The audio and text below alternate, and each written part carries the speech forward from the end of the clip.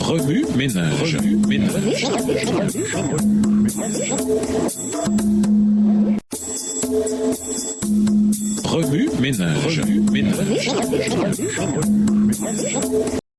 Bienvenue dans votre émission. Remue ménage. Nous voilà à la leçon de mercredi. Invité, la bonté de Dieu. La parabole du blé et de l'ivraie révèle la bonté de Dieu. Dans cette histoire, l'homme qui a semé le bon grain, c'est le Fils de l'homme. Matthieu 13, verset 37. Jésus a souvent utilisé cette expression pour se décrire lui-même. Lors de la moisson, le Fils de l'homme sépare aussi le blé de l'ivraie. Le Fils de l'homme enverra ses anges. Ils élimineront de son royaume tous ceux qui détournent de la foi, les autres et ceux qui commettent le mal, et ils les jetteront dans le feu de la fournaise. C'est là que beaucoup pleureront et grinceront des dents. Mais alors, ceux qui sont fidèles à Dieu brilleront comme le soleil dans le royaume de leur Père. Écoutez bien si vous avez des oreilles. Matthieu 13, versets 41 à 43. Jésus sème la bonne semence et récolte le bon grain. Il s'occupe activement de préparer les gens à hériter de son royaume éternel. Il est à nos côtés dans nos souffrances. Il est devenu l'un de nous et sait ce que nous vivons. Dans un monde où le mal prospère, il révèle sa bonté. Les Écritures contiennent de nombreux exemples de la bonté de Dieu. Dans Somme 23, David se réjouit de la fidélité de Dieu même dans les vallées sombres de la vie. Le Dieu décrit dans ce psaume est le même que celui qui est venu dans ce monde et a marché parmi nous. David écrit « Le Seigneur est mon berger, je ne manquerai de rien. Il me met au repos dans des prés d'herbes fraîches. Il me conduit au calme près de l'eau. Il me met au repos dans des prés d'herbes fraîches. Il me conduit au calme près de l'eau. Il ranime mes forces. Il me guide sur la bonne voie parce qu'il est le berger d'Israël. Même si je passe par la vallée obscure, je ne redoute aucun mal. Seigneur, car tu m'accompagnes. Tu me conduis, tu me défends. Voilà ce qui me rassure. Les versets 1 à 4 du psaume 23. Dans les chapitres les plus sombres de la vie, nous avons quelqu'un à nos côtés, Jésus, aussi appelé Emmanuel, ce qui signifie Dieu est avec nous. Matthieu 1, verset 23. David a discerné la présence de Dieu même lorsqu'il était en fuite et que sa vie était en danger. Dans les moments les plus périlleux, David se concentrait sur la bonté de Dieu. Oui, tous les jours de ma vie, ta bonté, ta générosité me suivront pas à pas. Seigneur, je reviendrai dans ta maison aussi longtemps que je vivrai. Psaume 23, verset 6. Nous devons sans doute subir des épreuves difficiles ici-bas, mais la bonne nouvelle, c'est que Dieu a préparé un avenir brillant pour tous ceux qui le suivent.